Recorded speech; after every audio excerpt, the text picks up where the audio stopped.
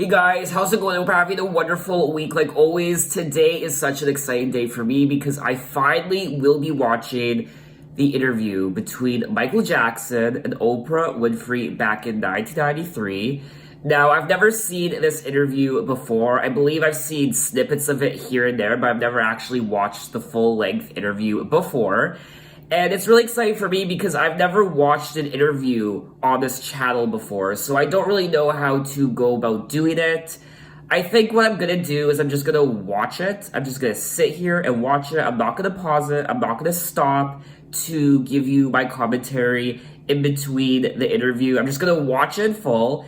And then at the very end, I'll give you my impressions on the interview. It says here, on February 10th, 1993, Oprah Winfrey sat down with Michael Jackson for what would become the most watched interview in American television history. Jackson, an intensely private artist, had not given an interview in 14 years. The event was broadcast live from Jackson's Neverland Ranch and was watched by 90 million people worldwide. And it still holds the honor of the most watched interview in history. I will also say that this interview took place just after his Super Bowl performance, but it also took place before the sexual abuse allegations were made. This interview took place in February of 1993, but the allegations didn't start to surface until the summer of 1993. Now, I did say that this interview took place after his Super Bowl halftime show performance. It actually happened 9 days after his Super Bowl halftime show performance. I have been waiting anxiously to watch this interview for the last couple weeks, and finally I get to sit down and watch it. So without further ado, the 1993 Michael Jackson and Oprah Winfrey interview. Ladies and gentlemen, Michael Jackson.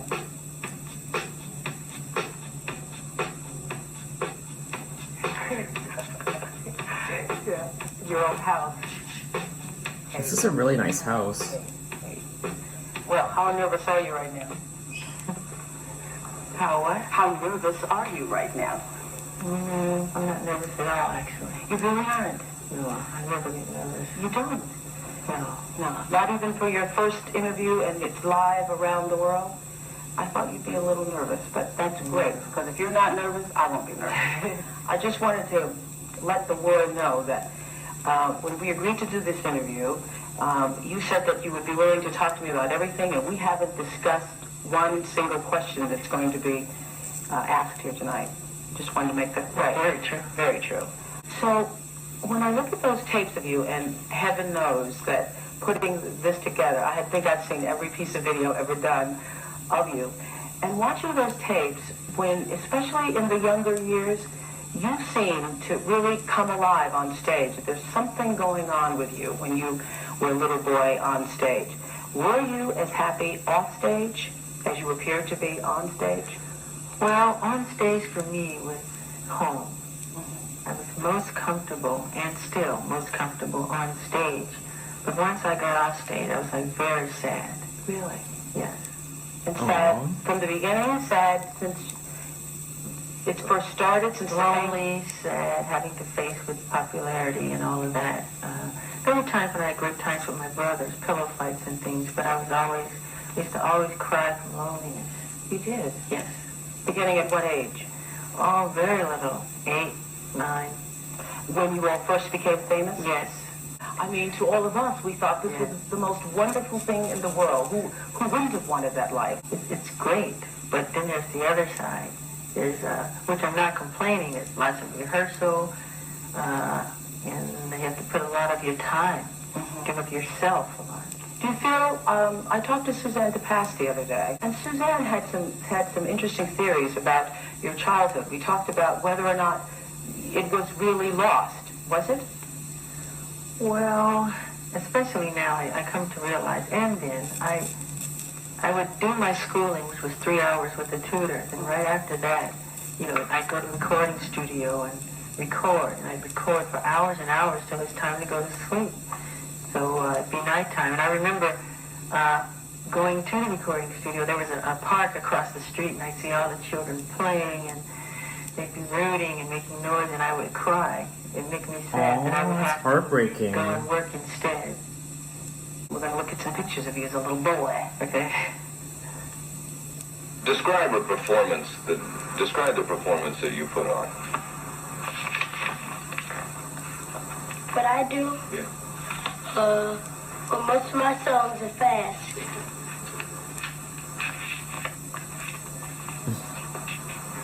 I mean, what do you put into it?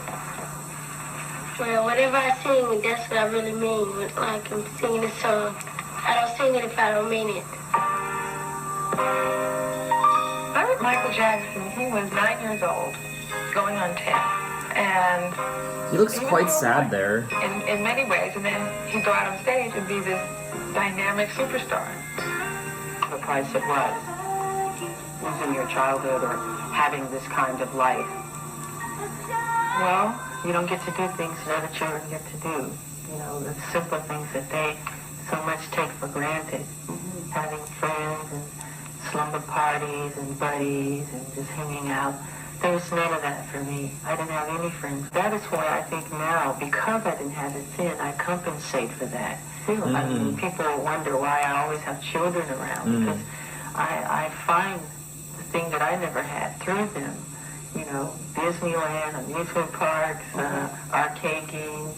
I adore all that stuff. A lot of what he's saying right now, I picked up on through his lyrics when I was listening to his music. If it wasn't that, it was TV shows or interviews or picture sessions. It was always something to do. Did you feel, Smokey Robinson has said this about you and so many other people, that you were like an old soul in a little body? I remember hearing that all the time when I was little. They used to call me a 45-year-old midget wherever I went. I used to always hear that, and I just would hear it, and I never thought about it.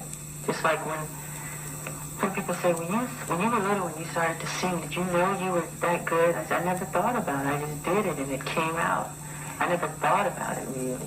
So here you were, Michael Jackson, with hits. You all had so many hits, 4 hits in a row, and you were crying because you couldn't be like other kids. Well, I love show business, and I still love show business, but then there are times you want to play and have some fun, and that part did make me sad. Were your brothers jealous of you when you started getting all the attention? Not that I know of, no. What's your relationship like with your family? Are you all close still? I love my family very much. I wish I could see them a little more often than I do, but we understand because we're a show business family and we all work. We do have family day when we all get together. We'll pick a person's house. It might be Jermaine's house or Marlon's house or Tito's house. And everybody will come together and we'll fellowship and love each other and talk and catch up on who's doing what. And, you know. You all are all Well, it's nice upset they about had that. Latoya and Latoya's book and the things that Latoya has said about the family? Well, I haven't read Latoya's book. I has a just book? know I love my sister dearly. I love Latoya, and I always will. And I always see her as the happy, loving Latoya that I remember growing up with. So I couldn't completely answer on that. So let's go back to when you were growing up and feeling all of this. Well, I guess it's a sense of anguish, I guess. So there was nobody for you to play with other than your brothers. You never had slumber parties. You never, no. So I'm wondering, for you, being this cute little boy that everybody adored and everybody who comes up to you, they're, pulling your cheeks and how cute, and this child prodigy, really, how adolescence affected you? Because I call, adolescence going through that duck stage where everything's awkward, And I'm wondering if, when you started to go through adolescence, having been, this child superstar, did that was that a particularly difficult time for you? Very, very, very difficult. Because I think every child star suffers through this period because you're not the cute, charming child that you were, and you start to grow. And they want to keep you young forever and little forever. Who's they? The public. And, nature takes its course. And it does. And I had pimples so badly, and it made me so shy. I used to not look at myself. I washed my face in the dark. That's me. I had the worst acne growing up as a teenager. I hated my face. I just hated it. It was horrible. I cried every day because of it. And your father would tease you about your pimples? He would tell me I'm ugly. Your father would say, yes, he would. Sorry, Joseph. Yeah. What's your relationship like with him? I love my father, but I don't know him. Are you angry with him for doing that? I think that's pretty cool, actually. Am I angry with him? Because adolescence is hard enough without a parent telling you that you're ugly. It's very difficult. Am I angry with him? Sometimes I do get angry, yes. I don't know him the way I'd like to know him. My mother's wonderful. To me, she's perfection. I just wish I could understand my father. So you went inside. You became a recluse, and that was on purpose. Was it to protect yourself? I felt that there wasn't anything important for me to say. And those were very sad years for me. And why so sad? Because on stage we see you performing, you're getting your Grammys. Why so sad? Oh, there's a lot of sadness about my past life and, adolescence and my father and all of those things. It just made me very, very, very sad. So he would tease you, make fun of you? Yes. Did he ever beat you? Yes, he did. Yes. And that was difficult to take, getting beaten and going on stage and performing. Yes. And why would he beat you? Because he saw me, he wanted me to, I guess maybe, I don't know if I was his golden child or whatever it was. Some may call it a strict disciplinarian or whatever, but he was very strict, very hard, very stern. And just a look would scare you, and... Were you scared of him? Very frightened. There's been times when he'd come to see me and I would get sick. I'd start to regurgitate. As a child or as an adult? Both. He's never heard me say this. I'm sorry. Please don't be mad at me. Well, I mean, I genie's suppose out that of the everybody bottle. has to take responsibility for what they've done in life. And your father is one of those people who also has to take responsibility. But I do love him. Yes, I understand. And I am forgiving. Yeah. I don't go But around... can you really forgive? I say this on my show all the time. Can you really forgive if you haven't gotten angry? If you haven't dealt with how you really feel? I don't know if you can go from having been abused to forgiveness. I do forgive. There's so much garbage and so much trash that's written about me that is so untrue. They're complete lies.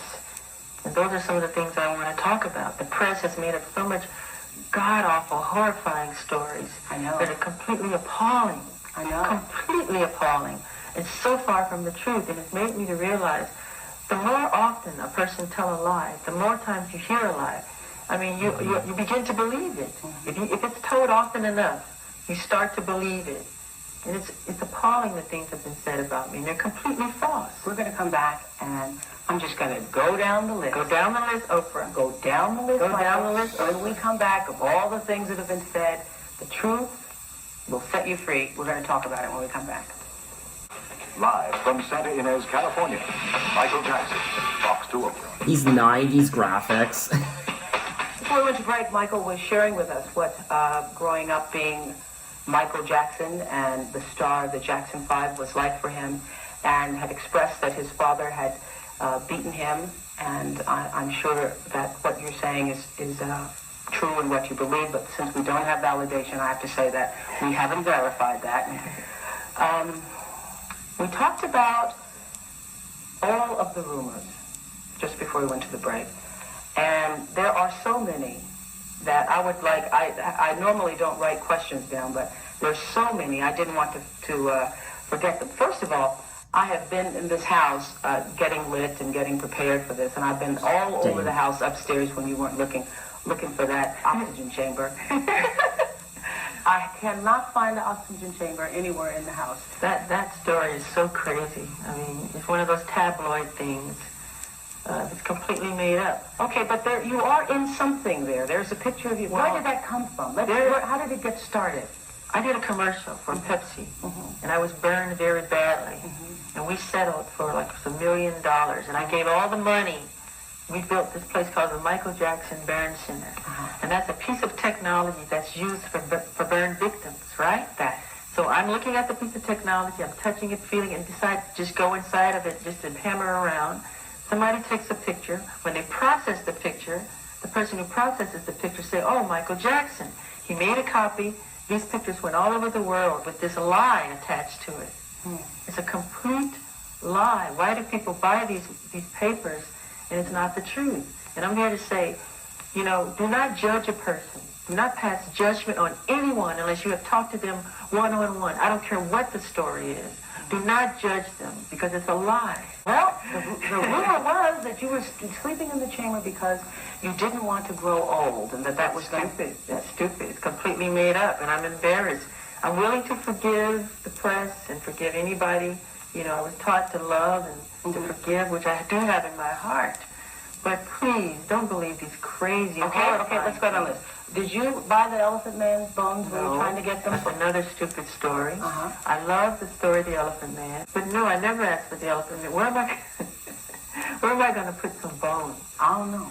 Why would I want to put some bones? I don't know. So where did that come from? Someone makes it up and everybody believes it. If you hear a lie often enough, you start to believe it. Yes, and people make money selling tabloids. All right. Just recently there was a story, and I know one of your attorneys held a news conference. There was a story about you wanting to have a little white boy play you in a Pepsi commercial. That is so stupid. That's the most ridiculous, horrifying story I've ever heard. It's crazy. Why would I want a white child to play me? I'm a black American. I'm proud to be a black American. I am proud of my race. I am proud of who I am. I have a lot of pride in who I am and dignity. That's like you wanted an Oriental person to play you as a child. Does that make sense? No. So please, people, stop believing these horrifying then let's go to the thing that is most discussed about you, I think, is the fact that the color of your skin is obviously different than it was when you were younger. Are you bleaching your skin? And is your skin lighter because you don't like being black? See, number one, as I know of, there's no such thing as skin bleaching. I have never seen it. I don't know what it is. I used to have those products growing up. I used to hear, always use bleach and glow, but you'd have to have about 300,000 gallons. Okay, number one, this is the situation. I have a skin disorder that destroys the pigmentation of the skin. It's something that I cannot help. Okay, but when people make up stories that I don't want to be who I am, it hurts me. But what about all the millions of people? Let's reverse it. Okay. What about all the millions of people who sit out in the sun to become darker, to become other than what they are? Nobody says nothing about that. So when did this start? When did the color of your skin start to change? Oh, well, sometime after Thriller. Or an off-the-wall Thriller. What did you think? I mean, it's in my family. My father's head is on his side. I can't control it. I don't understand. I mean, it makes me very sad. I don't want to go into my medical history because that's something that's private. But that's the situation here. So please, when people see something like that... I just want to get this straight. You are not taking anything to change the color of your skin? Oh, God, no. You did not purposely... We're trying to control it, and using makeup evens it out because it makes blotches on the skin, and I have to even out my skin. But you know what's funny? Why is that so important? You know, that's not important to me. I'm a great fan of art. I love Michelangelo. If I had a chance to talk to him or read about him, I would want to know about what inspired him to become who he is, the anatomy of his craftsmanship, not about who he went out with last night or why he decided to sit out in the sun so long. What's wrong with, I mean, that's what's important to me. How much plastic surgery have you had? Very, very little. You can count them on 2 fingers. I mean, let's say this. If you want to know about those things, all the nosy people in the world, Once we say it, we don't have to say it anymore. Read my book, Moonwalker. It's in my book. You know, let's just put it this way. If all the people in Hollywood who have had plastic surgery, if they went on vacation, there wouldn't be a person left in town. I think you might be right. I think I am right. Empty. So did you start having plastic surgery because of those teen years, because of not liking the way you look? No, not really. You don't want to tell me what it is? You had your nose done, obviously. Yeah, but so did a lot of people that I know. Yeah. And so when you hear all these things about you, and there have been more than we are. I never had my cheekbones done, never had my eyes done, never had all that, my lips done and all that stuff. They just go too far. I mean, it's crazy. But this is something that happens like every day with other people. Are you pleased now with the way you? I'm never pleased with anything. I'm a perfectionist. Yeah, it's part of who I am. Why do you always grab your crotch?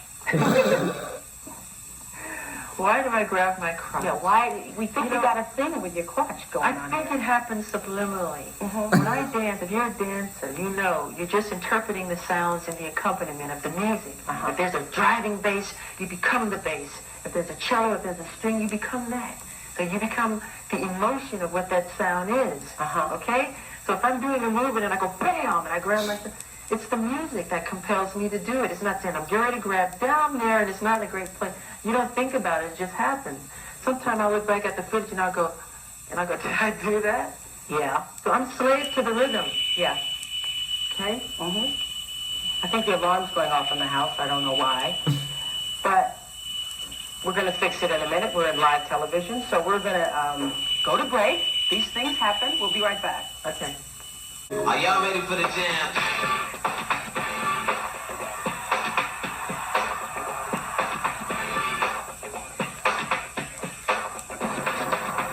Look at all those awards. Michael Jackson was honored with a star today on Hollywood. This is one of my favorite looks from him. This look right here. The Beatles did it in the 60s. Michael Jackson is the man of the 80s. If Michael Jackson has a trophy room, he's going to have it enlarged because last night he came home with another armload of hardware. And the winner is Billie Jean Michael Jackson. Off the wall, Michael Jackson. Michael Jackson. Michael Jackson.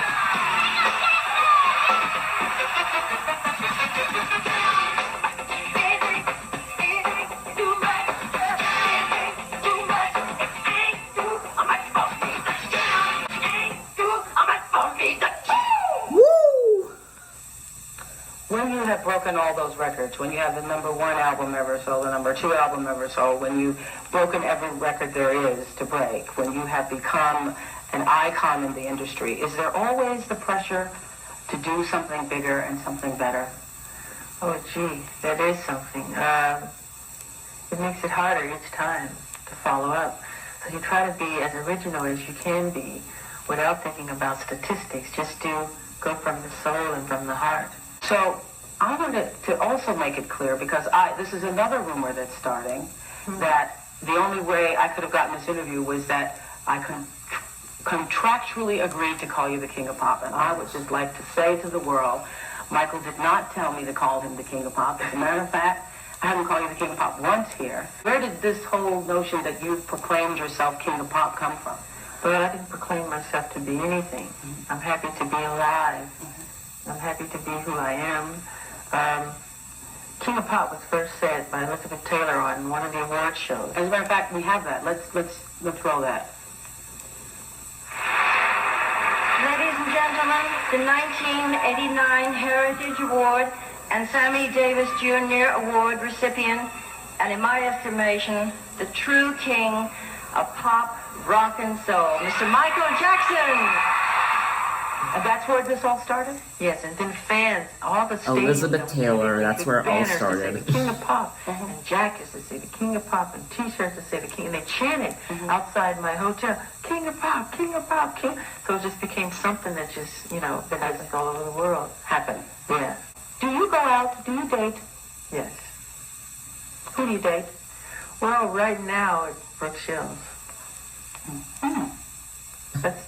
Well, we try not to I like that. be everywhere. And go, it's mostly at home. She'll come over. I'll go to her house because I don't like going out in the public. Have you ever been in love?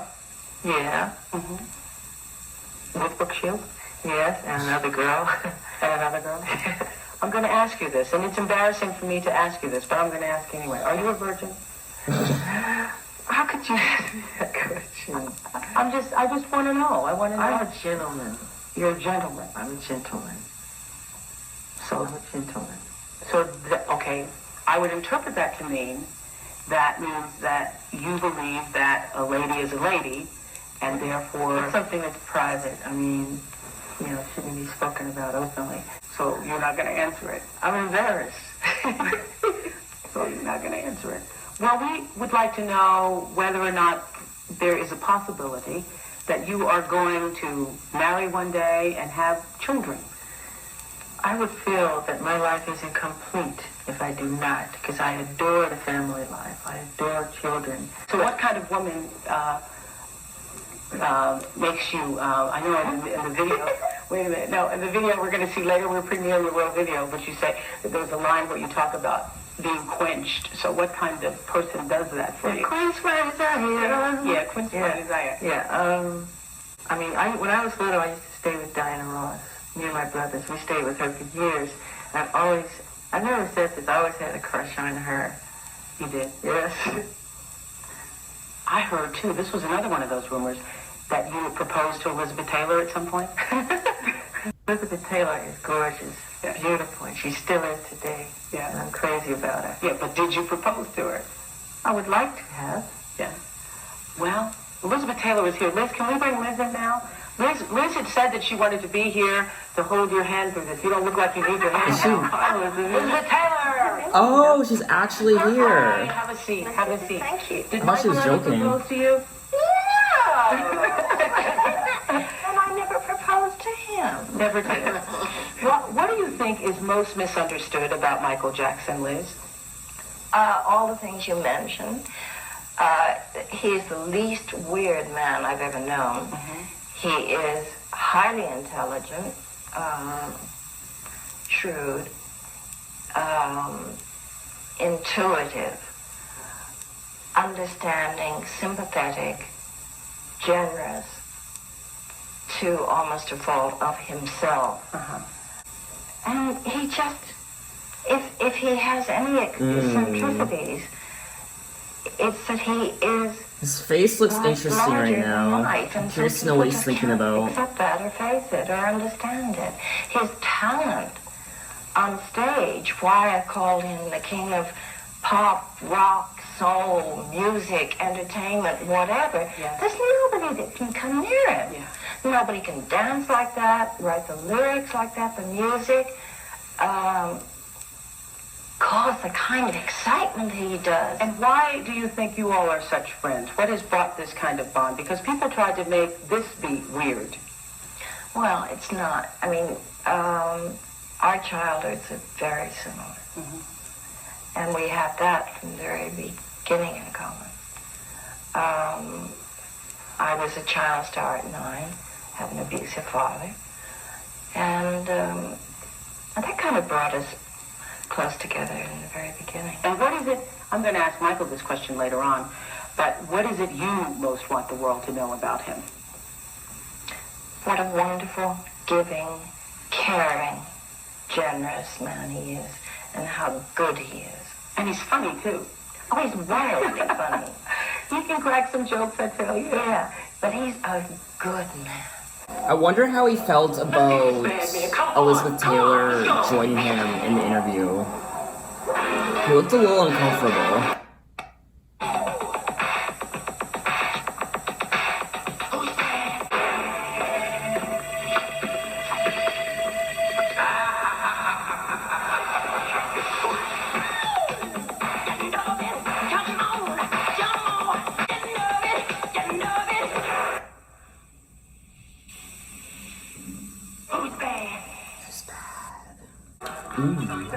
Now this is what's shocking to me is that you even drive. What we're doing, everybody, is we're coming from Michael's house down to this amazing amusement park, which is, about several hundred yards, I guess, from the house. And this is, it's incredible. I've never actually seen Neverland Ranch before. Did this for yourself, or did you do it for all the children that you entertain here?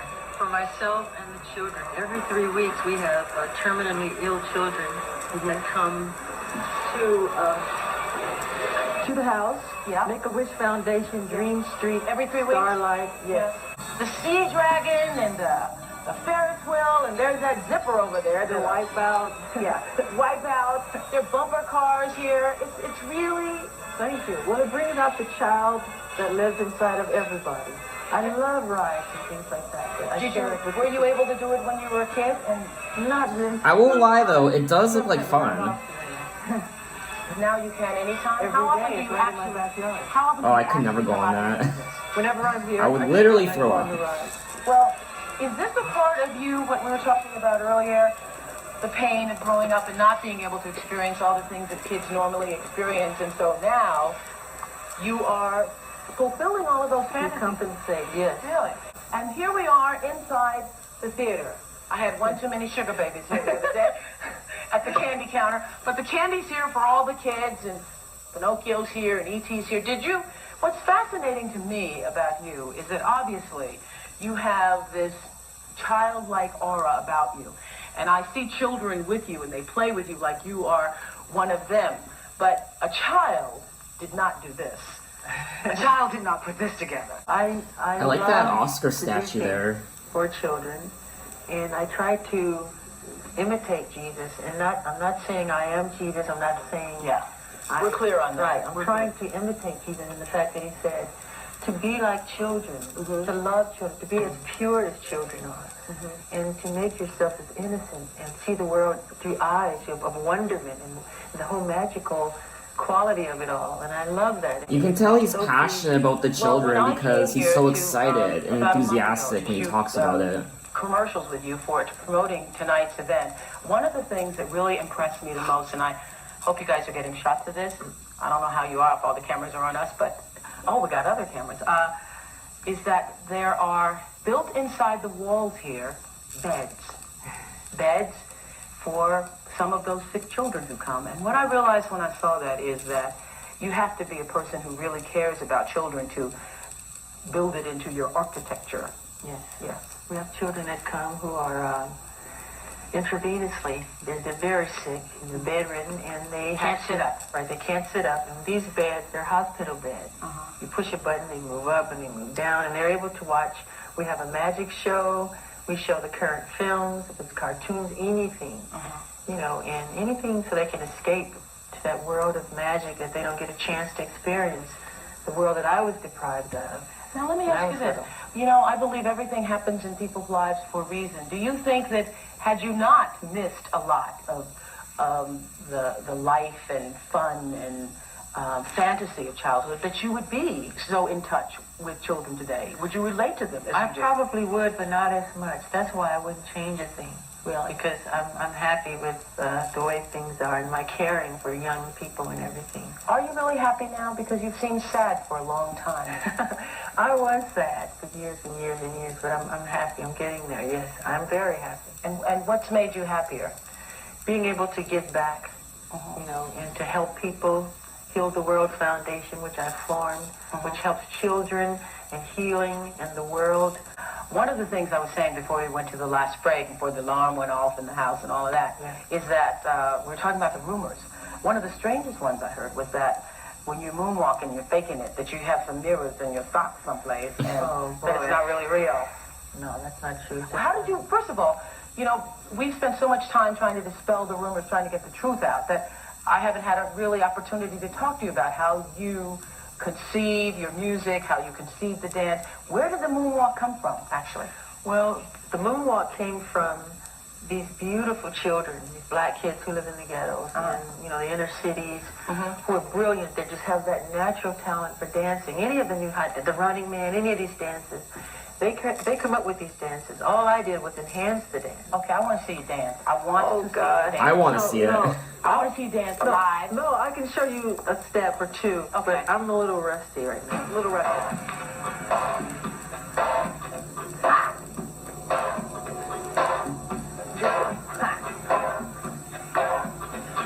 That's the moonwalk. Wait, you catch it from the sideways. Wait. It's like it's pushing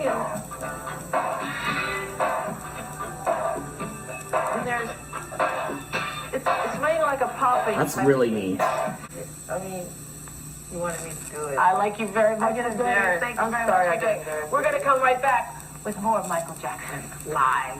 That was great. I love that. It was so. Yes, Michael. I'm not like other guys. Of course not. That's why I love you. No, I mean I'm different. What are you talking about?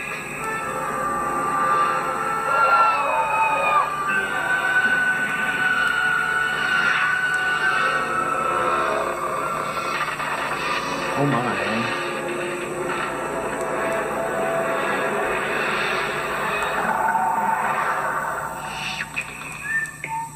I haven't seen his music videos yet. I have to close my eyes. I'm sorry.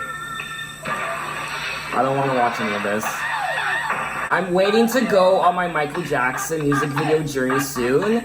In the new year, in January, so I can't watch any of this. Now, I can jam to the music though. No.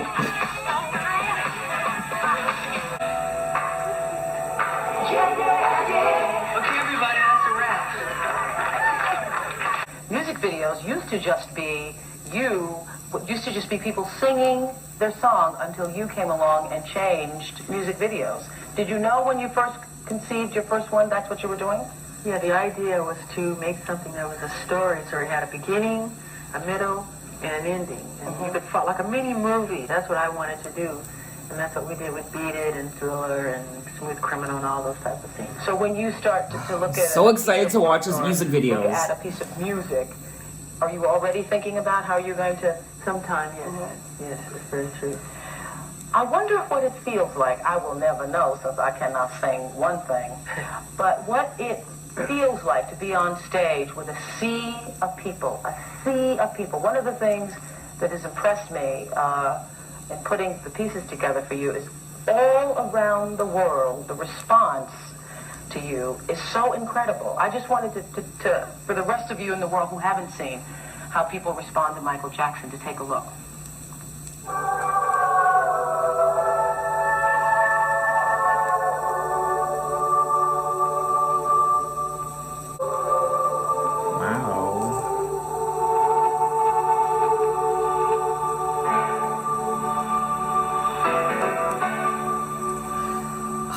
I love this song so much.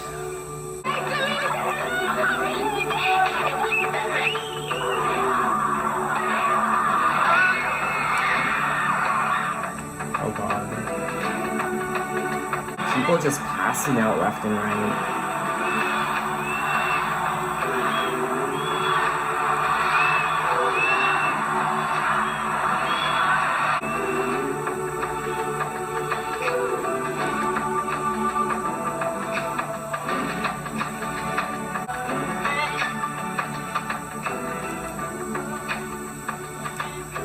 So when you're standing there, what does that feel like?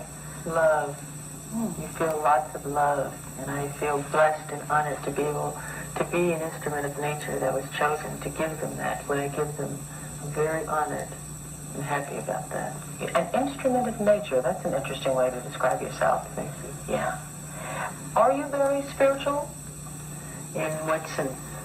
I mean, do you meditate? Do you understand that there's something bigger than yourself at work here? I believe in God, absolutely. Absolutely. Very much. And I believe everybody comes to the world for a reason, I think. Most of us spend our lives trying to figure out what the purpose of our being here is. What do you think yours is? My purpose?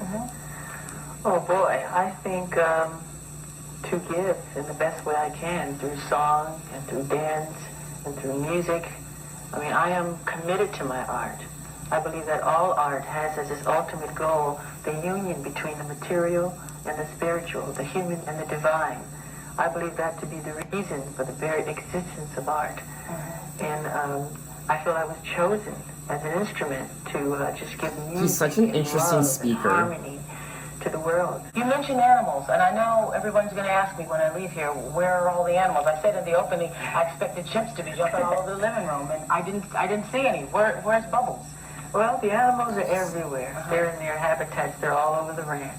And they come out in the daytime, and they play, and they jump around. They have their own playground in their area. Why were you so fascinated by animals, do you think?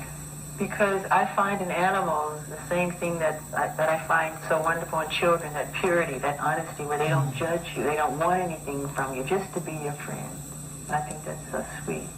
I think we've cleared up all the rumors, though. There are no chimps running around the house, no oxygen tank in the house. I don't know. Are you going to lay off the crotch a little bit? Ask the music. Ask the music. Will we lay off the crotch?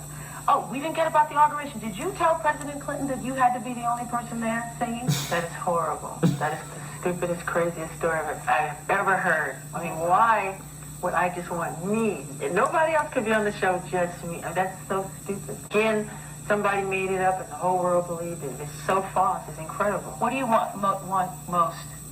What do you want the world to know about you most? I asked Liz that of you. What do you want them to know?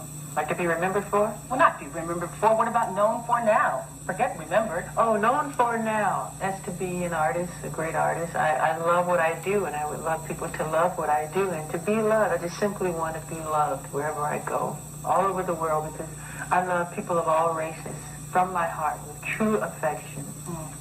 You know, Gene Siskel, who's a movie critic, asked me this question once, and I love the question. So I'm going to ask you. You're 34 years old. What do you know for sure? What do I know for sure? What do you know for sure? Oh, boy. She still asks her guests that question to this I day. can't say I know anything for sure. Well, I really believe that. I can't thank you enough for letting us in, and I wish you all the happiness in the world.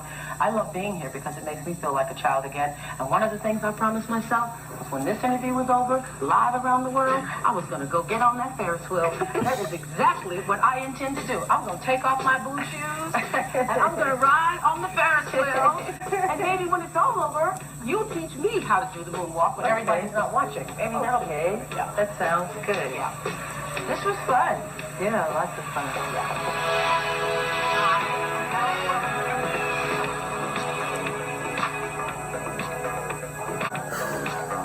And that's a wrap. I love a fountain. That was the entire Oprah Winfrey interview with Michael Jackson, and this was a real treat for me, especially now that I'm going on my Michael Jackson discography journey. It's nice to hear him talk, it's nice to hear him say things from his point of view, and a lot of what he said during the interview were things I already knew just from reading his lyrics to a lot of the songs on his albums. I do feel like I know him a bit more now. I know his personality, I know his mannerisms, and he does seem like Elizabeth Taylor said, he does seem like an intelligent individual, bright and well-spoken. You can tell that he's very passionate about his artistry and his music. Also, the children. Whenever he spoke about his music and his artistry and the children, that's when his eyes lit up and he was so enthusiastic in the way he was talking about those things. He did seem uncomfortable in some of the parts of the interview, which, to be fair, you can't really blame him because, one, it's Oprah Winfrey, the biggest interviewer in the world at this time. And to this day, she's still a very big interviewer. She's very much well known and highly respected. But this was also his very first interview in 14 years. So obviously he would have been a bit nervous and perhaps even a little embarrassed with some of the questions that Oprah asked him, like, are you a virgin? Which, I don't know how I feel about that question. Oprah also asked him about his changing skin color, if he was perhaps bleaching his skin, but Michael did tell us that it was a skin condition that supposedly runs in his family, and it's something he had to deal with since his Off the Wall and Thriller era. Oprah also asked him about his plastic surgery, if he had any. He did acknowledge the nose job, but that's about it. And the biggest surprise of the interview, for me anyway, was Elizabeth Taylor making an appearance, which you could tell it threw Michael for a loop. He was, I don't know, to me he seemed a little uncomfortable standing behind her as she was talking about him and how great she thought he was. It was interesting to see his reaction and his face during that moment. I would love to know a body language expert's opinion on this video and what they thought of his mannerisms and the way he was interacting with Oprah and the little things he did here and there with his hands and his face. I feel like they covered a lot of ground in this interview and they acknowledged and addressed a lot of things that were surrounding his life at the time, like the rumors and his skin and his family and his music. Everything they were discussing during this interview were things that I pretty much already knew, just from what you guys have told me in the comments of some of my Michael Jackson videos, and just from me reading the lyrics to a lot of his songs, doing a bit of research on my own. I will say though, Michael did manage to stay quite calm during the interview, even when Oprah was asking him the more sensitive and personal questions. It does say here that when Oprah was reflecting on the interview years later, she said that she was surprised that Michael was so candid in his revelations about his father. Even in saying it, Michael tried to temper it by saying, "Please don't be mad at me, Joseph." So obviously you know that he still carried that fear and pain, she says. Look in his eyes when he starts to talk about his father. His eyes shift. That did surprise me how open he was about his father, especially on live television where millions of people would be watching. And Oprah says, looking back at the interview, you could see he got a little testy there about the skin issue. I think in 1993, nobody understood what it was. Nobody knew anything about vitiligo, she says. I could see that that was one of the areas that was very sensitive to him, obviously. Now, there's also another interview that Michael Jackson did for TV. It was for Primetime Live 2 years later in 1995 with Diane Sawyer. Now, this is an interview that Michael did with Lisa Marie Presley, his then wife. So if you guys want me to watch that interview as well, I will do so. Just let me know in the comments. I had a lot of fun doing this video. I've never watched an interview before on this channel. I definitely want to do it again. What did you guys think of the interview and what are your opinions on it? Maybe you watched it live on TV when it aired in 1993. What was that like? And also, what are your impressions on the interview now in 2020, 27 years later? I also want to know if some of your opinions have changed about Michael Jackson over the years since the 1993 interview. I will also say that this interview was a little bit foreboding because this interview did take place just months before the first child abuse allegations, so I was a little, I don't want to say uncomfortable, but I knew what was to come, and just knowing that, and the fact that Oprah didn't know what was to come, and nobody else knew what was about to come, it just felt a little, this is, the calm before the storm. Now, a part of me does want to watch the Diane Sawyer interview that he did with Lisa Marie Presley because that was in 1995, so it was during the child abuse allegation. So I want to see how different that interview is compared to the interview I watched today. But anyway, until then, thanks for watching, guys. You can find me on Instagram, you can find me on Twitter, you can message me, you can tell me other artists I should check out. I'm open to any artists from any decade. You can find me on Apple Music, you can check out my playlist, and so on and so forth. So thanks for watching, and I will see you next time. Take care.